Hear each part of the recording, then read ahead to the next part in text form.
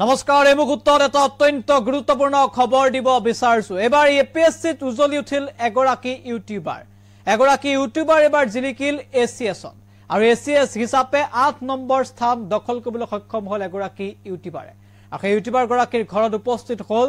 আম আদমি পাৰ্টিৰ ৰাজ্য সভাপতি মনোজ ধানোৱা তেওঁ শুভেচ্ছা আৰু সম্বৰ্ধনা জ্ঞাপন কৰিলে আম আদমি পাৰ্টিৰ ৰাজ্য সভাপতি গৰাকী সবিশেষ এনি টকছৰ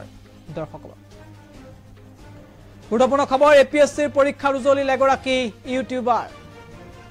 এছিয়াছৰ 8 নম্বৰ স্থান দখল কৰিলে ডিস্কা চৰকাৰে শ্ৰীভূমি জিলালৈ গৌৰৱ কঢ়িয়ালে এগৰাকী মেধাৱী যুৱতী আৰু ইতিবাৰে যুৱতীগৰাকী বাসংখ্যাত উপস্থিত আম আদমি পাৰ্টিৰ ৰাজ্য সভাপতি মনোজ ধানোৱাৰ আৰু সম্বৰ্ধনা জ্ঞাপন কৰে নেতাগৰাকীয়ে আৰু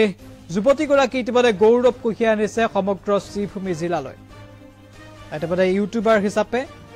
নিজে পঢ়াৰ খৰচ বহন কৰিছিল পৰিয়াল চলাই গৈছিল আৰু সদ্য ঘোষিত এপিএসসি পৰীক্ষাত এছিএছৰ 8 নম্বৰ স্থান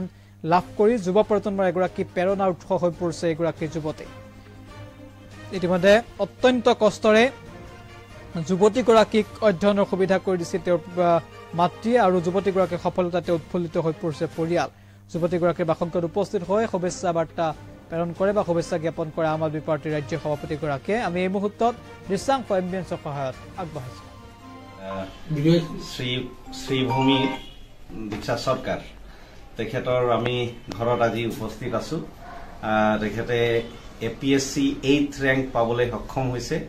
আৰু তেখেতৰ এটা দীঘলীয়া এটা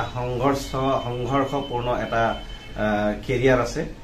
আৰু তেওঁ এজ এ ইউটিউবাৰ নিজৰ উপাৰ্জন নিজে কৰি নিজৰ খৰচা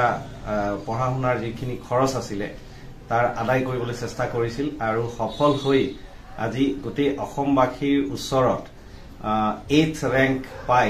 আমাৰ ওচৰত নিদৰ্শন হিচাপে থিয় হৈ দিছে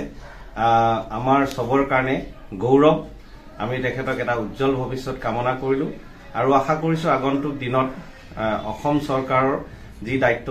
ভাৰ তেওঁ পাব তাতে দায়িত্ব ভালকে পালন কৰিব আৰু তেখেতৰ পৰা প্ৰেৰণা লৈ হাজাৰ হাজাৰ অসমীয়া যুৱক যুৱতীয়ে আগবাঢ়ি যাব